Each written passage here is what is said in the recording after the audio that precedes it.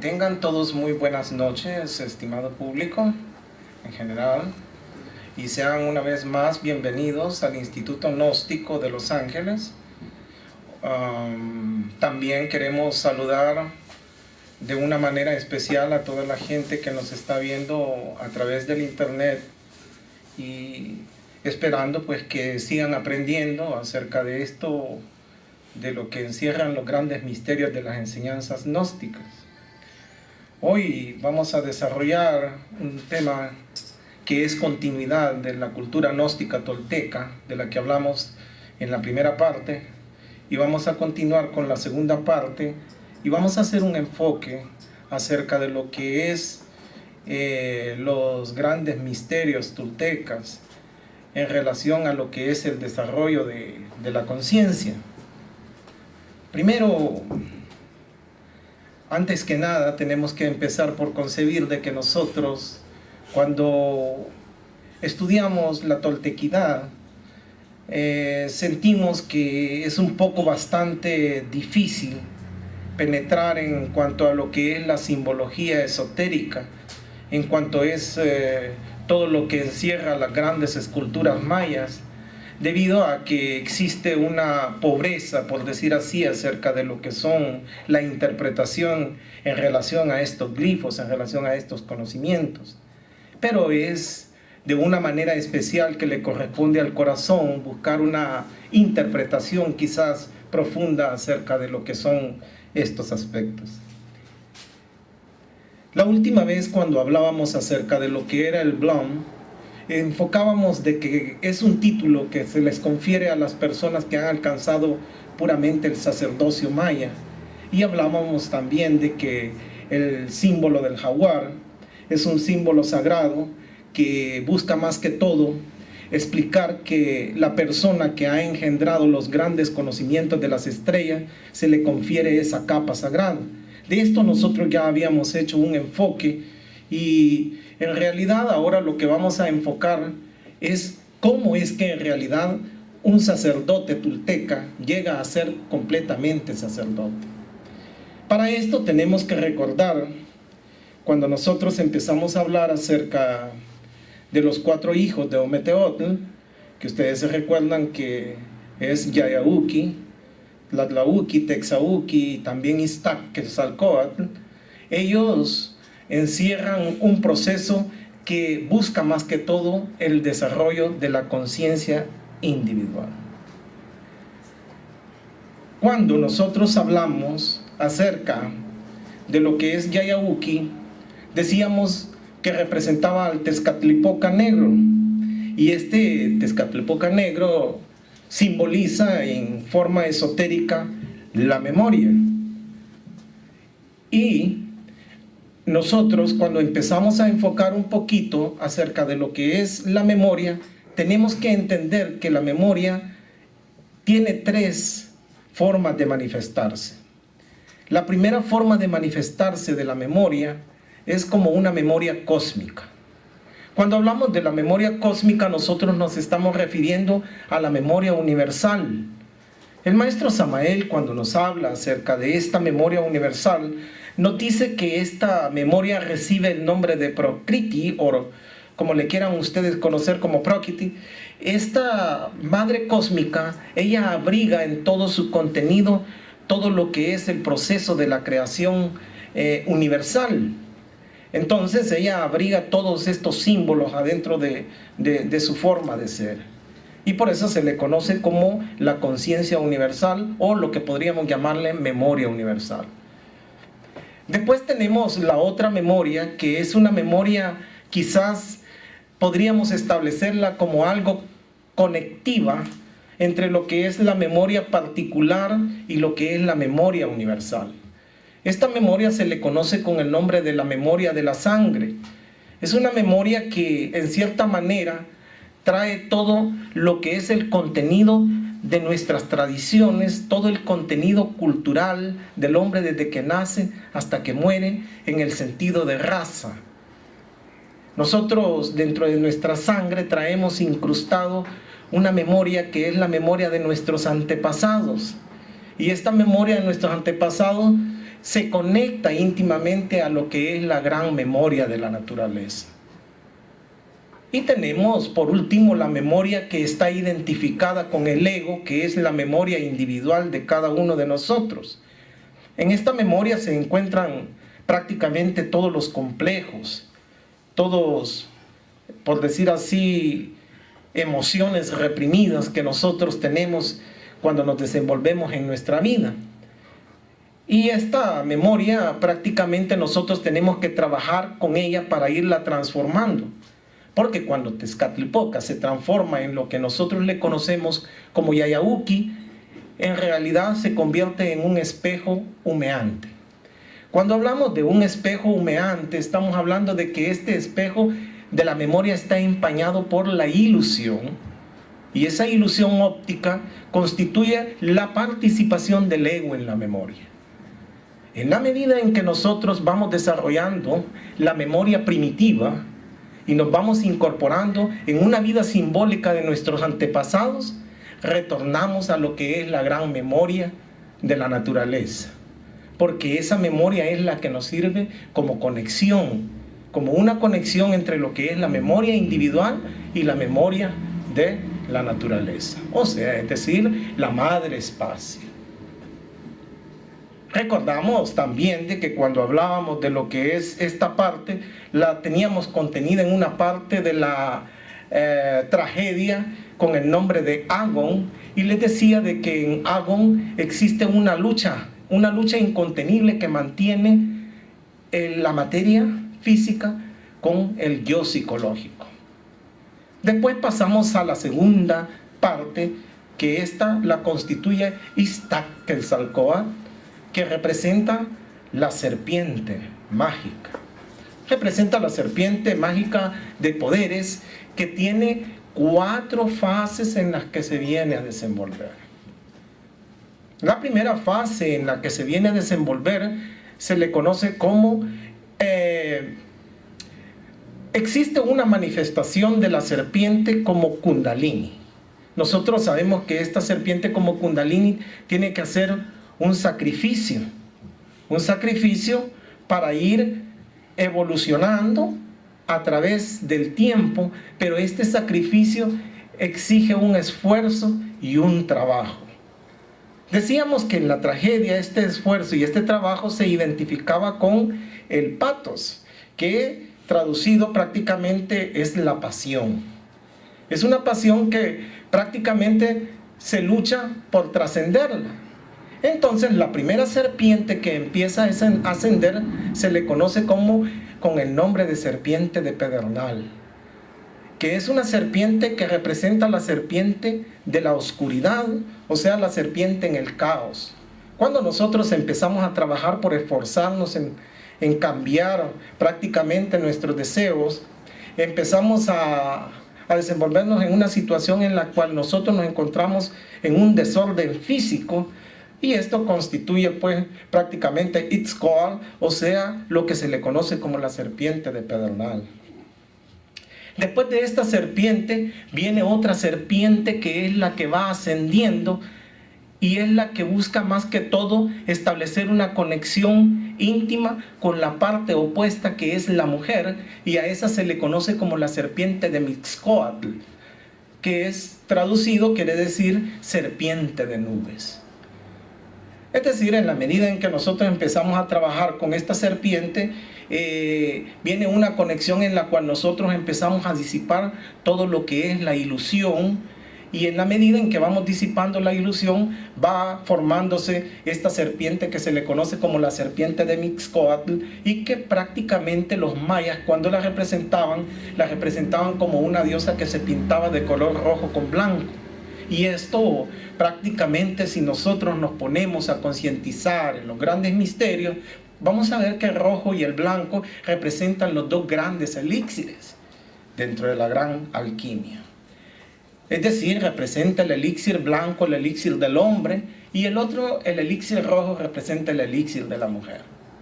En la medida en que empieza a ascender esta serpiente de Mixcoatl, pasa a otro tercer nivel, que ya a ese nivel se le conoce con el nombre de Xiuhcoatl, que esta es una serpiente que se le conoce como la serpiente del fuego.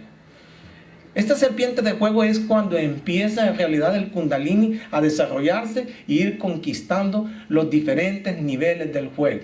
El maestro Samael habla mucho enfáticamente acerca de esto.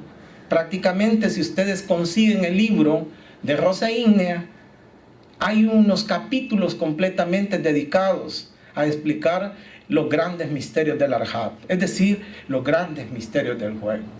Entonces, la serpiente Xiuhcoatl representa la serpiente de los mágicos poderes. Y por último, se viene a sintetizar en la última serpiente a través del sacrificio, que esa serpiente lo constituye Quetzalcóatl. Y Quetzalcóatl es el último grado en el cual prácticamente se viene a clasificar el sacerdote, que está íntimamente comunicado con lo que es la logia blanca, con lo que es los grandes misterios mayas. Hasta aquí hemos llegado a la concepción del pathos en la tragedia, a la concepción de lo que es la pasión y la conquista del amor a través del sacrificio.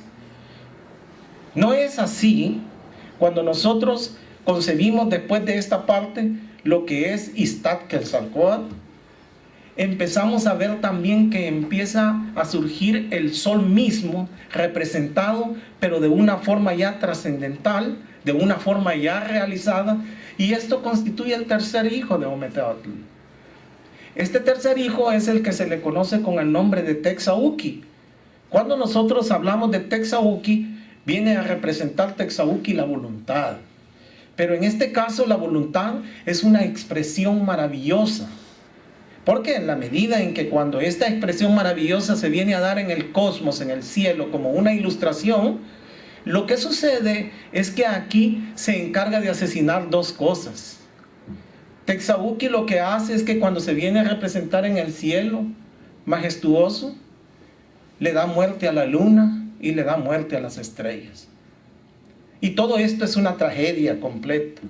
Por eso es que aquí cae el trenos dentro de la tragedia, y este trenos constituye lo que nosotros le conocemos como lamentación. Trenos quiere decir lamentación. Se lamenta prácticamente la pérdida de lo que son las estrellas y también de la luna, pero también es necesario que este sol empiece a realizar su recorrido desde que nace hasta que muere. Y eso es lo que representa la manifestación de la voluntad de la creación divina, de lo que constituye Texauhqui, que entre otros de los grandes términos es conocido bajo el nombre del señor Huitzilopochtli. Así es que cuando estamos hablando de los grandes misterios mayas, lógicamente lo que nosotros estamos viendo aquí es un proceso recorrido que sigue la conciencia para su pleno desarrollo. No es así cuando ya llegando a la etapa última de los 4 hijos de Ometeotl, nos encontramos con que el sol se desangra a sí mismo. Se autoflagela, se elimina a sí mismo y tiene que morir. Cuando esto sucede, entonces aquí se convierte en Tlatlauhqui. Y es que lo que pasa es que Tlatlauhqui, él representa en una de sus fases quizás más prácticas, se le conoce con el nombre de Xipetotec. Ustedes cuando vean la figura del Xipetotec van a ver que es un señor que a sí mismo se desolla, que a sí mismo se autoflagela y se mutila, porque lo que quiere representar esto es que viene lo que se llama la famosa muerte del sol. Y el sol se esconde en el ocaso porque tiene que morir para ejecutar el recorrido sobre lo que es el mundo del Mictlán, para luego renacer otro día, pero ya como un Dios elevado, como un Dios trascendental, y es esa forma cuando aparece que se le conoce con el nombre de teofanía. O sea que hablar de la teofanía es la representación ya del héroe mismo, pero no como una fuerza solar cualquiera, sino como una fuerza solar renacida. Eso es prácticamente cuando el sol muere y luego vuelve a aparecer. Entonces, estas son las 4 formas en las que nosotros vemos representados dentro de la cultura maya, dentro de la tragedia, lo que es el desarrollo de la conciencia de una forma, o más bien de una visión esotérica profunda. Pero no solo los mayas, no solo los toltecas han hablado acerca de estos grandes conocimientos. Si ustedes se van a los grandes textos de la alquimia, ustedes van a encontrar que también esto íntimamente acerca de lo que es estos 4 hijos de Ometeotl, los encontramos dentro de lo que nosotros les conocemos como cámaras sagradas. Dentro de la alquimia se habla de 4 colores existenciales para ejecutar el trabajo de la magna obra. El primer color nosotros le conocemos como el color del caos o el color negro, simbolizados otra vez por lo que nosotros le conocemos bajo el nombre de Yayauki. Después viene el color blanco que representa a Iztaccíhuatl. Y por último viene un elemento que quizás podríamos clasificarlo como transitorio. Es importante y a la vez no lo es, porque simplemente lo que hace es hacer un proceso de transición que a ese color se le conoce como el color amarillo, y en ese color viene un proceso de transición de lo que es prácticamente el color blanco, que es la formación ya de la magna obra, y llega al último, que es el rojo, donde se ve realizado todo el fenómeno del proceso de la alquimia. Lo que sucede es que al color negro se le conoce dentro de la alquimia como nigredo, al blanco como el albiedo, al amarillo como santosis, y lo que es al rojo se le conoce como rubedo. Y el rubedo prácticamente viene a representar la forma andrógina, la forma divina, en la cual han sido representados todos los grandes misterios. Y los mayas no fueron la excepción, como ustedes lo pueden ver aquí. Ahora bien, es importante cuando nosotros empezamos a ver todos estos aspectos, porque lo que tratamos de recoger a través de estos grandes misterios es la gran teogonía maya. Los dioses de la antigüedad no podían pasar desapercibidos dentro de los grandes misterios cuando nosotros enfocamos todo lo que es la gran visión esotérica. Una de las cosas bien importantes que nosotros tenemos que hacer para entender lo que es la toltequidad es empezar por estudiar quiénes son estas deidades en sí. ¿Cuál es el simbolismo de todos estos dioses cuando nosotros hablamos de términos tan enredados que a veces hasta resulta difícil pronunciarlos? Pues bien, vamos a hablar acerca del señor Tezcatlipoca. Tezcatlipoca era un dios que prácticamente venía a representar como el divino daimón dentro de los grandes conocimientos. Representa el diablo particular. Cuando se ve representado bajo esa forma, nosotros lo identificamos bajo el nombre de Solot. Hay muchas pronunciaciones en relación a este nombre, porque resulta de que dentro del náhuatl, por ejemplo, que se habla en El Salvador, la palabra Solot no suena como Solot, sino que suena como con J, y es Holot. Y de ahí, pues más tarde se degeneró la palabra Guajolot, que traducido quiere decir pavo. Y es que lo que sucede es que Tezcatlipoca, él no quería morir dentro de las grandes tradiciones. Eso es lo que se cuenta dentro de los cultos mayas. Y que cuando el sol lo quiso castigar, él se escondió debajo de las aguas. Y cuando se escondió para que el sol no lo pudiera reconocer, tomó la forma de un guajolote. Pero resulta que la furia del sol había llegado hasta debajo del agua y hasta ahí golpeó a Quetzalcóatl y lo castigó. Entonces, estas formas de representación esotérica, el guajolote viene a ser una representación mística de lo que son los agregados psicológicos. Representan los defectos psicológicos particulares en cada uno de nosotros, y por eso toman la imagen de Holot, Xolot o Solot, que es el mismo significado. También se le ve representado al Solot como un símbolo del jaguar o Blom, porque también el jaguar en uno de sus sentidos representa el probador psicológico dentro de los mundos infiernos. Esta interpretación esotérica de Solot es una interpretación cuando el iniciado tiene que ir pasando por diferentes pruebas. Y esas pruebas, pues, dentro de lo que es la cultura maya, se reciben adentro del infierno, o sea, en el mundo del Mictlán. Ahora bien, hay otra representación acerca de Tezcatlipoca, y esa es cuando se ve representado como un Dios cósmico, como una fuerza universal cósmica oscura, como algo que se desconoce y que encierra prácticamente el aspecto dual de Dios, en el sentido de que viene a encerrar la imagen del demiurgo. Y aquí, cuando esto sucede, se le ve representado a la par del señor Quetzalcóatl. Entonces, Quetzalcóatl vendría a representar lo que es la luz, y Tezcatlipoca vendría a representar lo que es la oscuridad. Y este dualismo es lo que llega a constituir en cierta manera un simbolismo de lo que nosotros en otras clases hemos explicado, que está relacionado íntimamente a la imagen del demiurgo, es decir, a lo que es la imagen de Dios como doble aspecto. Ya hemos enfocado anteriormente el simbolismo de lo que encierra el demiurgo arquitecto y también la gran importancia que tiene en la creación. No obstante, también los mayas dicen que cuando la tierra no tenía forma y se encontraba de una forma caótica, descendieron en forma de serpiente estas dos fuerzas, y haciéndole una gran presión a la tierra, porque tenía múltiples ojos, múltiples bocas, era una figura deforme, ellos le hicieron una gran presión y la empezaron a presionar tanto que al partirla por la mitad dieron origen a dos grandes cosas, a lo que es el cielo y a lo que es la tierra. Y es aquí donde vemos una vez más la representación del demiurgo, pero al estilo tolteca, al estilo maya. Y entonces todo esto lo único que hace es recordarnos de que el demiurgo tiene la misión de crear el mundo, que lógicamente a través de esta creación se vienen a dar otros fenómenos más adelante.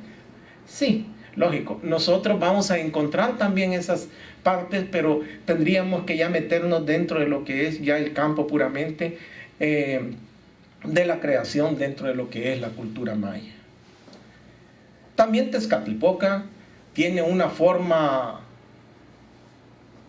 como un Dios que también está viviendo dentro de lo que es las profundidades de la tierra.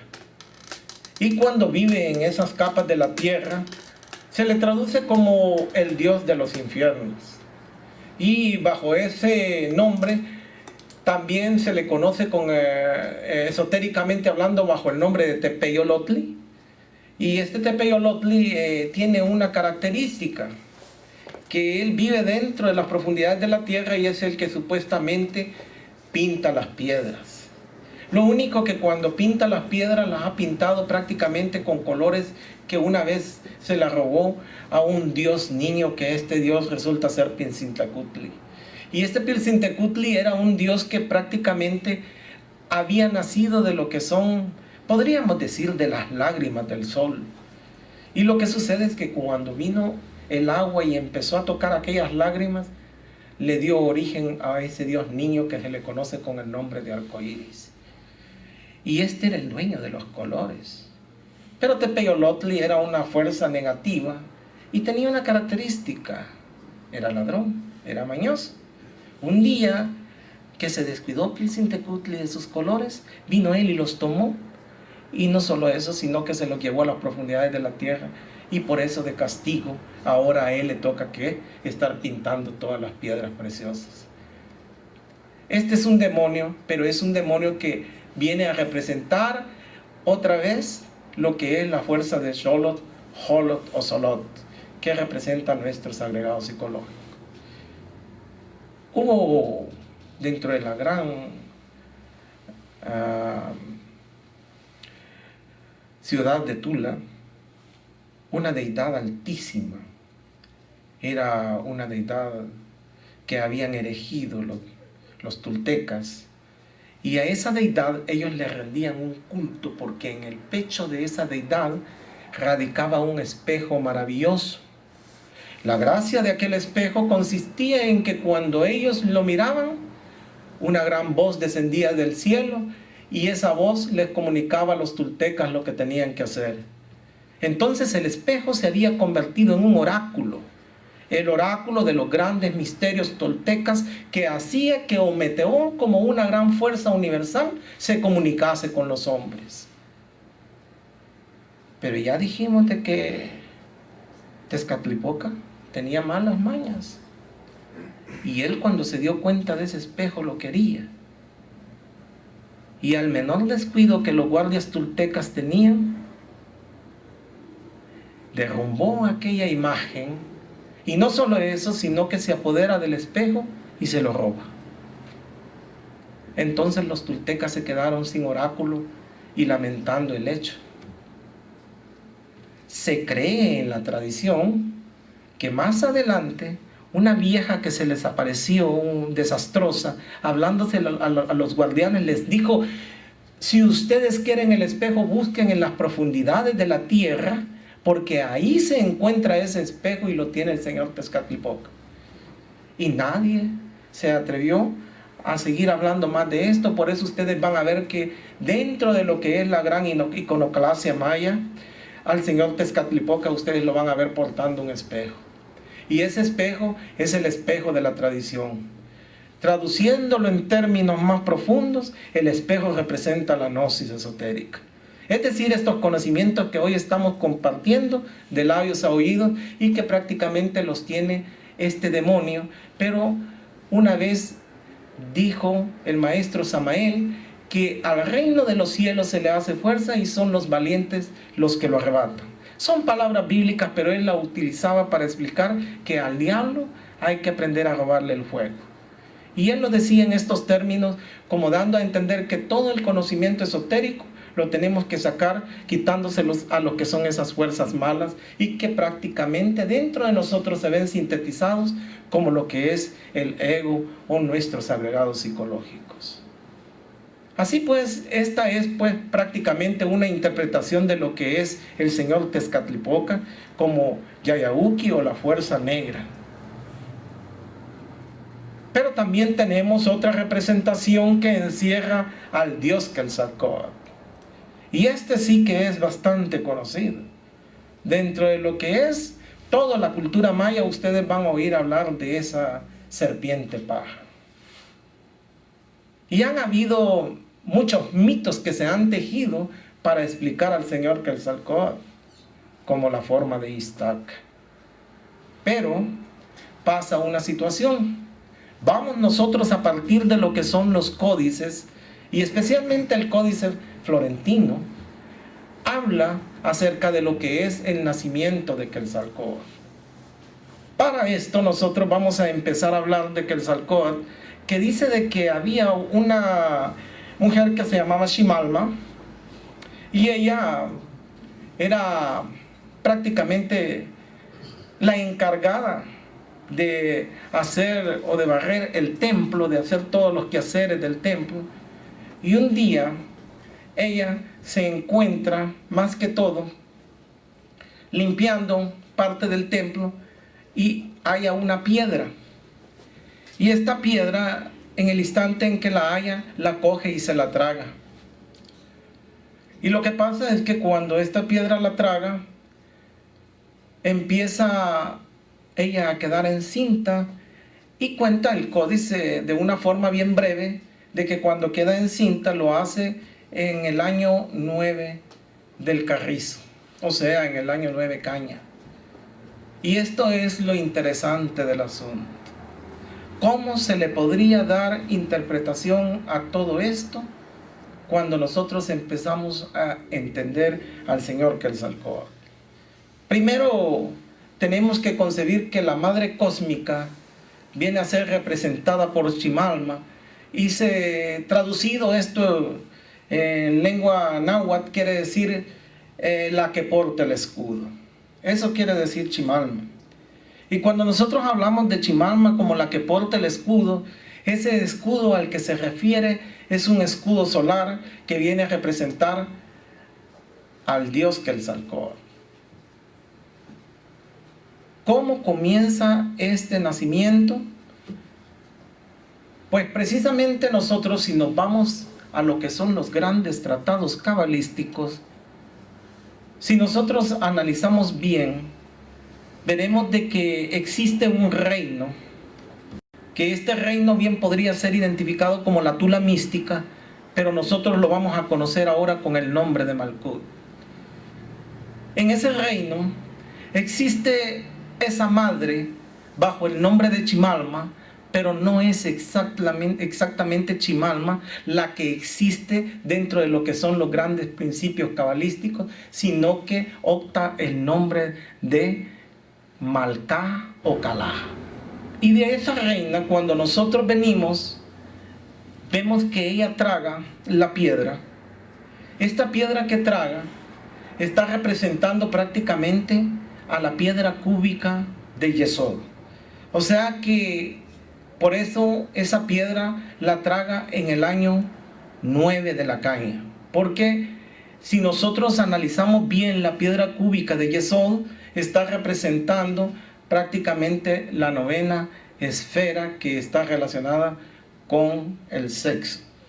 Y ese sexo es el sexo del que el maestro Samael enfoca, que es el sexo casto, el sexo puro, y por eso existe una elevación de esas energías, o más bien un ascenso de las energías, y transformadas prácticamente en energías solares que vienen a representar la caña. La caña representa también el ascenso de las energías, y es así como cuando estas energías ascienden de lo que es la esfera de Yesod, llegan a establecerse en la esfera de Tiferet, que es donde se edifica ese escudo maravilloso que es el sol.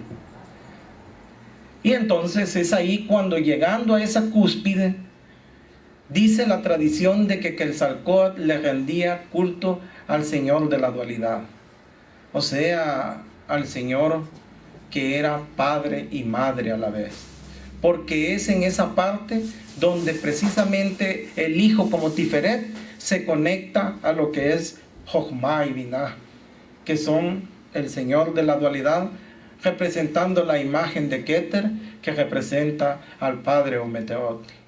Así es como este nacimiento se ejecuta, que es un nacimiento prácticamente de lo que es la formación de Quetzalcóatl, pero es un Quetzalcóatl interno.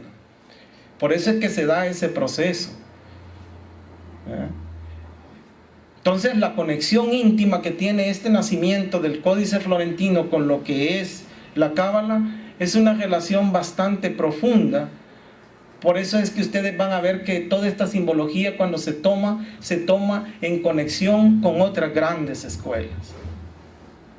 Después se cuenta de que a Quetzalcóatl se le encomendó fundar la ciudad de Tulancingo.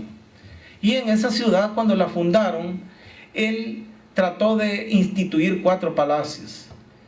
Pero dentro de esos 4 palacios había un palacio que era un palacio principal. Ese palacio principal es el palacio que se le conoce como los Travesaños Verdes. Cuando nosotros observamos bien la esfera de Malkut, nosotros vamos a entender que existen esos travesaños verdes que hacen que Malkut se divida en 4 mundos. Y esos 4 mundos en los que se divide son los 4 elementos de la naturaleza. Y precisamente esto es lo que pasa cuando funda Tulancingo Quetzalcóatl. Porque Quetzalcóatl, cuando lo llega a fundar, surgen 4 palacios que son bien importantes para él.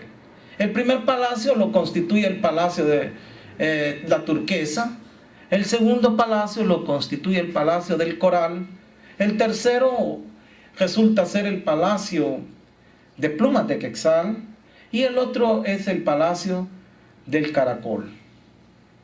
Y es en esos 4 palacios que nosotros vemos rescatados prácticamente todo lo que son estos 4 elementos, y que dentro de la Cábala pues ustedes los van a identificar con el nombre de Sholom Yesodot. O sea, traducido en buen español, la bipartición de mundos. Eso quiere decir que se divide el mundo en 4 partes o 4 pedazos, y estos 4 pedazos resultan ser los elementos de la naturaleza, partiendo del principal, que es la misma naturaleza, que es la raíz de donde nacen los elementos. Así pues, nosotros vemos el desplazamiento también del señor Quetzalcóatl en esta ciudad de Tula, y prácticamente se cuenta dentro de estos códices que cuando Quetzalcóatl empezó a fundar este reino, tenía muchos enemigos. Más que todos los hechiceros no les gustaba la idea de que él tenía solo sacrificios de mariposas, sacrificios de serpientes, de pájaros. Y entonces los hechiceros insistían en que tenía que practicar el sacrificio humano. Esto es lo que se cuenta en los códices florentinos. Y entonces él no les ponía mucha atención ni quería hacerles caso en ese tipo de creencia que ellos manejaban. Pero ellos insistían. Y llegó un momento en que lo contaminaron tanto, en que cuenta la tradición que él decidió quemar todos los cuadros que tenía, deshacerse de todas sus cosas, y formó una balsa de serpientes, dice. Y cuando esta balsa de serpientes la formó, él montó en ella y viajó por el agua hasta que llegó a una tierra que se le conoce con el nombre de Tlapayán, que traducido quiere decir tierra roja. Esa tierra roja es como prácticamente el simbolismo del paraíso dentro de lo que es la cultura maya. Siempre los grandes paraísos en todas las escuelas esotéricas están interpretados por ciudades que tienen color rojo o son tierras completamente rojas. Y así Quetzalcóatl tuvo que emprender ese viaje en la balsa de serpientes que, como nosotros tenemos entendido, el maestro Samael nos ha hablado también acerca de esto, donde nos cuenta de que prácticamente cuando nosotros empezamos a trabajar sobre las aguas de nuestras vidas, podemos hacer subir las serpientes, y eso pues representa prácticamente ese viaje esotérico que emprende Quetzalcóatl. Es así que cuando él ya se ha perfeccionado en el Tlapayán, él decide incinerarse a sí mismo. Cuando se incinera a sí mismo, se da un fenómeno bien trascendental. Primero, se transforma en serpiente pájaro. Después viene otra transformación que es en mariposa. Y la última que se da como el lucero de la mañana. La primera transformación de serpiente pájaro prácticamente sucede en lo que es la región de Malkut, en el árbol de la vida. La segunda transformación tiene prácticamente su representación en Tiferet, en el árbol de la vida. Y la tercera se da en la parte de Josmá, que es la parte del hijo, donde ahí Quetzalcóatl se transforma en la casa del alma, y entonces recibe el nombre de Tlahuiztlatzpantecutli, que es un dios que prácticamente quiere decir, traducido como el lucero de la mañana o el señor de la casa del alma. Y ese es el último grado de Quetzalcóatl. También en el último grado de la cábala está representado por la segunda fuerza o el segundo logos, que es el hijo, que es Josmá. Todo esto está íntimamente conectado, y no solo a la cábala, sino está conectado a otros grandes principios, pero nosotros aquí lo estamos poniendo asociado completamente a la cábala, porque prácticamente nosotros tenemos conexión con la cábala a través de las obras del maestro Samael, y ese es el propósito prácticamente de hacer un poquito más tangible la relación que guarda lo que es la cábala con los grandes misterios mayas.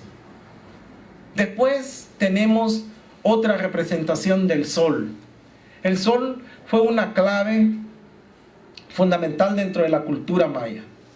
Ustedes van a ver que dentro de lo que es la cultura maya, nosotros, el sol fue muy venerado.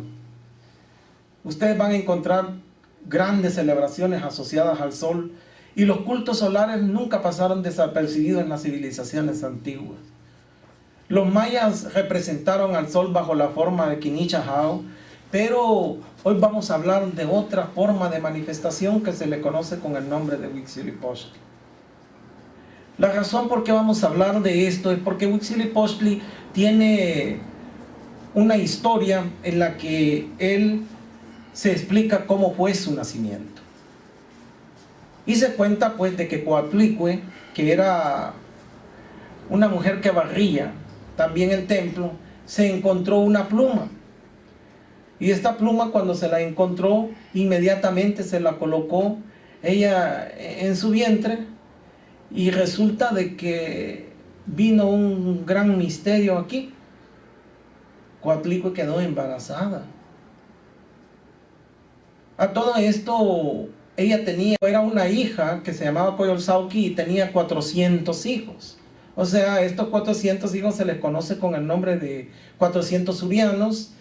Y cuando ellos se dieron cuenta de que ella había quedado embarazada, se sintieron molestos, porque no podían concebir cómo es que había quedado embarazada, y ellos sintieron que esto había sido como un ultraje. Y entonces decidieron vengarse completamente de su madre y planearon matarla. A todo esto, Huitzilopochtli, cuando estaba en el vientre de la madre, le hablaba a su madre y le decía que no tuviera miedo acerca de lo que planeaban los 400 surianos, porque pues él ya sabía lo que tenía que hacer. A todo esto seguían los 400 surianos planeando la forma de quererla matar, pero había uno de ellos que siempre llegaba con la noticia a avisarle a Coatlicue todo lo que estaban haciendo y lo que planeaban hacer, que era lo que iban a hacer más adelante. Y entonces vino Huitzilopochtli y le dijo: sígueme informando, y todo lo que me sigas diciendo, yo te voy a decir qué es lo que vamos a hacer. A todo esto, cuando estos decidieron ir a matar a Coatlicue, empezaron a subir el cerro del Coatepec. Y cuando iban subiendo, en la medida en que se iban acercando, el Huitzilopochtli le preguntaba al tío por dónde venían, y él le decía en la medida en que iban acercándose. Cuando estos completamente estaban ya cerca de lo que era Coatlicue, dio a luz al señor Huitzilopochtli. Y cuando nació, lo maravilloso de esto es que traía portando un escudo de plumas, y también tenía aretes, traía también cascabeles, traía todo lo que puede traer un noble que nacía en aquella época. Y para alistarse a la guerra, eligió una pintura que se le conoce con el nombre de pintura de niño, y esta pintura la colocó en su cara, y entonces empezó a combatir con los 400 surianos y con Coyolxauhqui. Pero lo que sucedió fue que cuando esto pasa, ellos tomaron un retroceso, y hubo 4 ocasiones en que se alejaban y se acercaban, dice la tradición.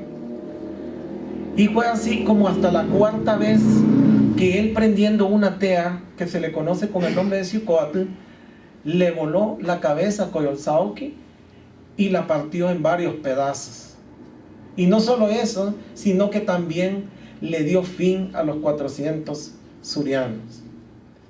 Todo esto lo han tratado de relacionar los antropólogos con el movimiento del sol en el mediodía, y que cuando el sol está en el mediodía, los 400 surianos vienen a representar la muerte de las estrellas, y Coyolxauhqui la muerte de la luna. Pero es hablando desde un punto de vista astrológico, pero desde un punto de vista gnóstico y psicológico, nosotros sabemos que representa la aniquilación de lo que es los defectos psicológicos y lo que es la lujuria. Y entonces de ahí viene todo esto que nosotros vemos representado a través de los grandes mitos. Así pues, Huitzilopochtli viene a representar en cierta medida la realización del Mercurio, es decir, la realización crística, la realización solar. Y por eso ustedes van a ver que el color que lo identifica es el color azul, porque el color azul representa el color del Mercurio. Y también lo simbolizan como un niño, porque también ese niño está representando al niño de oro de la alquimia. También representa al niño Horus. El Mercurio también está representado como un niño dentro de los grandes trabajos alquímicos. Y así el señor Huitzilopochtli pues prácticamente venía a hacer una representación mágica del sol, pero en su máximo punto, en su máxima representación. La última forma de Tlatlauhqui la constituye lo que es el Xipetotec, que como les dije anteriormente representa al Señor desollado, y este Señor desollado representa también la primavera, porque la primavera es donde se empieza a renovar totalmente todo. Y dentro de nuestro cuerpo físico viene a representar el cambio radical dentro de nosotros mismos. O sea, representa la transformación psicológica a través de lo que es la aniquilación de los defectos. Hay grandes cultos, grandes tradiciones que se pierden a través de las edades en relación a lo que es el Señor Xipetotec o el Señor desollado. Se cuenta de que antiguamente dentro de los grandes cultos se instituían procesiones en los cuales este Dios era colocado en caminos que eran completamente empedrados y llenos de espinas. Y todos los sacerdotes tenían que iniciar esta caminata descalzos porque el propósito era desangrar sus pies, a tal grado que cuando llegaban a alguna laguna o algún riachuelo, estos sacerdotes se lavaban los pies como símbolo de santidad y le rendían a través de este culto oraciones y cantos al Señor Xipetotec. Se consagraba todos estos grandes misterios al Señor desollado. Y así con eso lo que ellos pedían primero era ayuda espiritual para poder cambiar su estado psicológico y alcanzar por lo menos un grado espiritual más elevado. Y por otro lado también era utilizado en la agricultura para pedir por las cosechas. Así pues que la función de Xipe era una función relacionada con la agricultura, pero también era relacionada con lo espiritual. Se buscaba a través de este Dios un cambio, una transformación, pero de tipo psicológico. Este es el simbolismo de los 4 hijos de Ometeotl, pero también representan cada uno un dios por separado dentro de lo que es la cultura tolteca. Y todos han tenido historias que ustedes van a encontrarla. En algunos de los casos varían estas historias porque no todos las han contado igual. En algunos de los casos hay cosas que a veces hasta puede ser que hayan sido añadidas después de lo que es el historial de esto, pero lo que ha pasado es que pues en cierta manera todo lo que es la cultura maya ha sido bastante mutilada, ha sido bastante adulterada, y a tal grado pues de que ha costado en cierta medida recoger todo lo que constituye la parte genuina de este conocimiento. Existe dentro de lo que es la cultura maya la creencia de que todo esto sucedió en 4 grandes eras. Y el calendario azteca tiene trazadas esas 4 eras que prácticamente vienen a marcar el origen de todo lo que es la cultura maya. La primera lo constituye el Nahui Ocelot, que es una era maravillosa porque fue la era de los gigantes, y esa era se cuenta de que todos los gigantes eran venerados y fueron regidos por lo que era la ética y la moral, pero debido a cierta circunstancia el dios Tezcatlipoca fue bajado del cielo y esta fuerza se transformó en diferentes jaguares y le dieron fin a esa humanidad. Así fue como desapareció el primer sol. En el segundo sol encontramos a Nahui Ejecat, que se trata sobre una era donde todos los seres que vivían fueron prácticamente destruidos por grandes vendavales, a tal grado de que cuando esta humanidad murió, todos los hombres fueron transformados en monos. Y hasta hay un relato en el Popol Vuh que cualquier día nosotros lo vamos a tocar, porque son temáticas que tienen que ver con eso, y que pues en cierta manera encierran una simbología esotérica bastante profunda, y esta era le correspondía al señor Quetzalcóatl. La segunda es esa, pero la tercera la constituye el Nahui-Cuahuitl, que era la época donde todo fue destruido por grandes lluvias, y especialmente bajó una lluvia que se le conoce como la lluvia negra, y esta lluvia negra traía fuego y acabó con la humanidad a través de ese fuego. Y en el Popol Vuh se cuenta de que las tinajas y todos los objetos se quejaban de esa lluvia por lo que el hombre había hecho, y a esa lluvia se le conoce como Mauma en el texto del Popol Vuh puro. Y esta fue el origen prácticamente final de la raza tercera, y los que quedaron sobrevivientes fueron transformados en pájaros. Eso es lo que se cuenta, y fue regida por el señor Tonatiuh. Y la última, que es pues la Nahui-Atl, que fue la que dio origen a un cataclismo a través del agua, y toda la raza pues terminó, fue fulminada a través del agua, y Chalchutlicue era la que regía esta era. Y prácticamente cuando esto se dio, los últimos hombres que quedaron pues les dieron el título de Macehuales.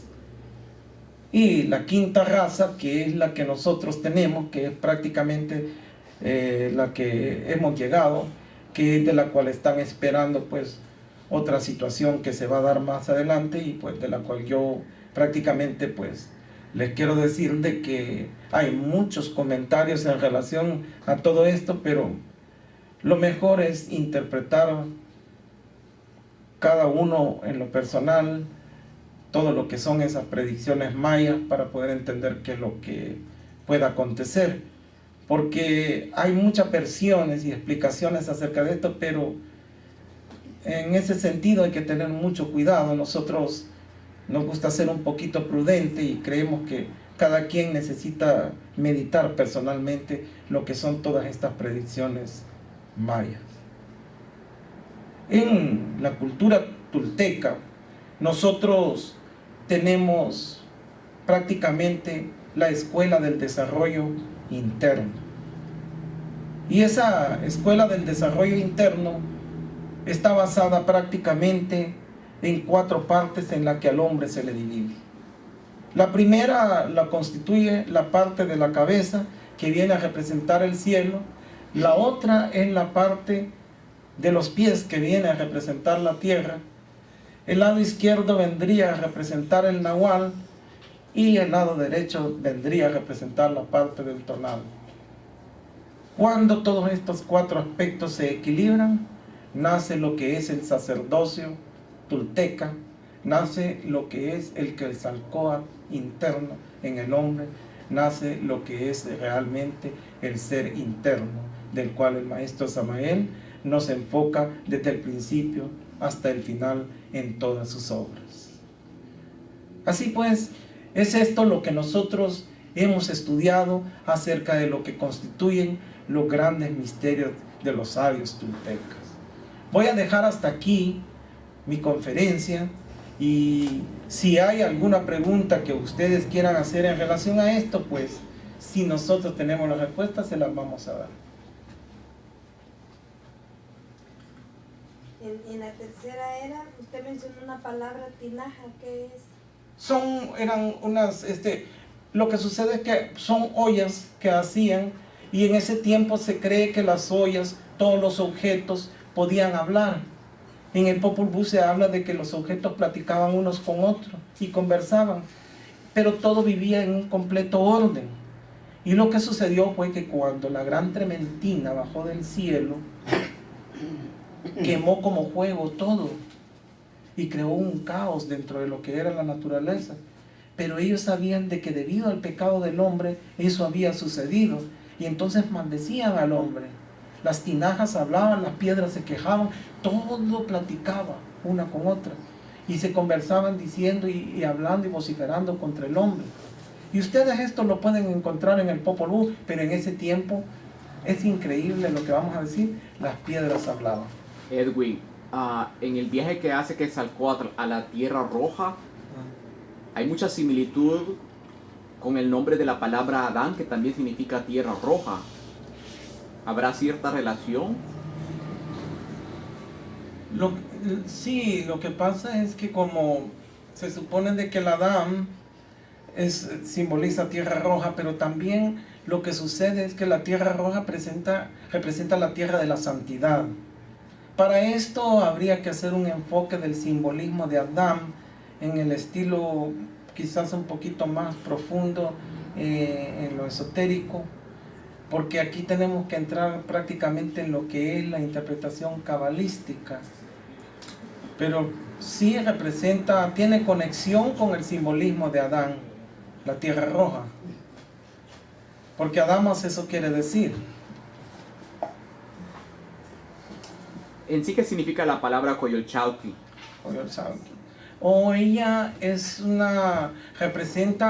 hay una mala interpretación en relación a Coyolxauhqui, porque ellos la traducen como la que tiene cascabeles en la cara, pero realmente la interpretación es la que tiene adornos en la cara, se podría traducir, y esa es la traducción que le corresponde, pero en realidad el simbolismo que toma esto es que lo que se quiere decir de ello es que ella representaba la vanidad en cierta manera y venía a encerrar prácticamente la forma de provocar al hombre.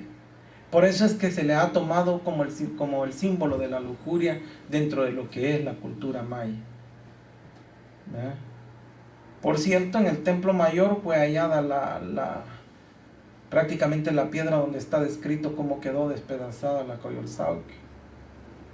Sí. En el nacimiento de Huitzilopochtli hay mucha relación dentro de la cultura, dentro de la tradición cristiana, de cómo esa pluma desciende, que es un simbolismo, podríamos decir, del descenso del Espíritu Santo. Sí, porque que prácticamente todo esto está íntimamente conectado, pero como en realidad ya eso significaría tocar un tema en específico, ya por lo menos si se piensa hablar solo del nacimiento del sol, por ejemplo, tendríamos que hacer un enfoque no solo de eso, sino también de la explicación de lo que es el nacimiento de muchos soles, no solo de Huitzilopochtli. Se tendría que hablar del nacimiento de Jesús, incluso se puede tocar el nacimiento de Mitra, pero sobre todo hay una parte que es bien importante donde se habla de que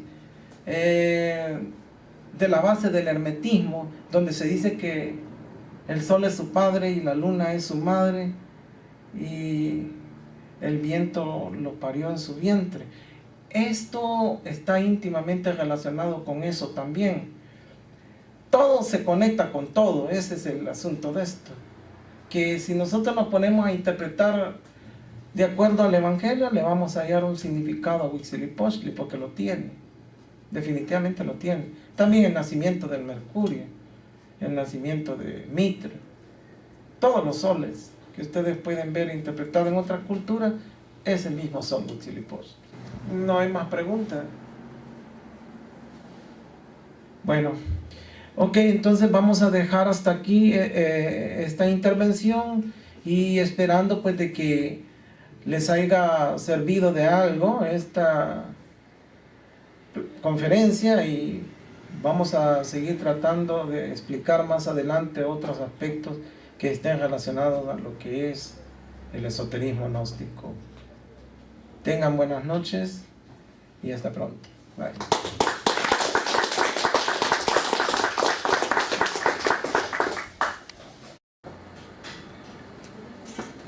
Tengan todos muy buenas noches, estimado público en general, y sean una vez más bienvenidos al Instituto Gnóstico de Los Ángeles. También queremos saludar de una manera especial a toda la gente que nos está viendo a través del internet y esperando pues que sigan aprendiendo acerca de esto, de lo que encierran los grandes misterios de las enseñanzas gnósticas. Hoy vamos a desarrollar un tema que es continuidad de la cultura gnóstica tolteca, de la que hablamos en la primera parte, y vamos a continuar con la segunda parte, y vamos a hacer un enfoque acerca de lo que es los grandes misterios toltecas en relación a lo que es el desarrollo de la conciencia. Primero, antes que nada, tenemos que empezar por concebir de que nosotros, cuando estudiamos la toltequidad, sentimos que es un poco bastante difícil penetrar en cuanto a lo que es la simbología esotérica, en cuanto es todo lo que encierra las grandes esculturas mayas, debido a que existe una pobreza, por decir así, acerca de lo que son la interpretación en relación a estos glifos, en relación a estos conocimientos. Pero es de una manera especial que le corresponde al corazón buscar una interpretación quizás profunda acerca de lo que son estos aspectos. La última vez cuando hablábamos acerca de lo que era el Blum, enfocábamos de que es un título que se les confiere a las personas que han alcanzado puramente el sacerdocio maya, y hablábamos también de que el símbolo del jaguar es un símbolo sagrado que busca más. Después tenemos la otra memoria, que es una memoria quizás podríamos establecerla como algo conectiva entre lo que es la memoria particular y lo que es la memoria universal. Esta memoria se le conoce con el nombre de la memoria de la sangre. Es una memoria que en cierta manera trae todo lo que es el contenido de nuestras tradiciones, todo el contenido cultural del hombre desde que nace hasta que muere, en el sentido de raza. Nosotros dentro de nuestra sangre traemos incrustado una memoria que es la memoria de nuestros antepasados, y esta memoria de nuestros antepasados se conecta íntimamente a lo que es la gran memoria de la naturaleza. Y tenemos por último la memoria que está identificada con el ego, que es la memoria individual de cada uno de nosotros. En esta memoria se encuentran prácticamente todos los complejos, todos, por decir así, emociones reprimidas que nosotros tenemos cuando nos desenvolvemos en nuestra vida. Y esta memoria prácticamente nosotros tenemos que trabajar con ella para irla transformando. Porque cuando Tezcatlipoca se transforma en lo que nosotros le conocemos como Yayauqui, en realidad se convierte en un espejo humeante. Cuando hablamos de un espejo humeante, estamos hablando de que este espejo de la memoria está empañado por la ilusión, y esa ilusión óptica constituye la participación del ego en la memoria. En la medida en que nosotros vamos desarrollando la memoria primitiva y nos vamos incorporando en una vida simbólica de nuestros antepasados, retornamos a lo que es la gran memoria de la naturaleza, porque esa memoria es la que nos sirve como conexión, como una conexión entre lo que es la memoria individual y la memoria. Más que todo, explicar que la persona que ha engendrado los grandes conocimientos de las estrellas se le confiere esa capa sagrada. De esto nosotros ya habíamos hecho un enfoque, y en realidad ahora lo que vamos a enfocar es cómo es que en realidad un sacerdote tolteca llega a ser completamente sacerdote. Para esto tenemos que recordar, cuando nosotros empezamos a hablar acerca de los 4 hijos de Ometeotl, que ustedes se recuerdan que es Yayauqui, Tlatlauqui, Texauqui y también Iztaccalcóatl, ellos encierran un proceso que busca más que todo el desarrollo de la conciencia individual.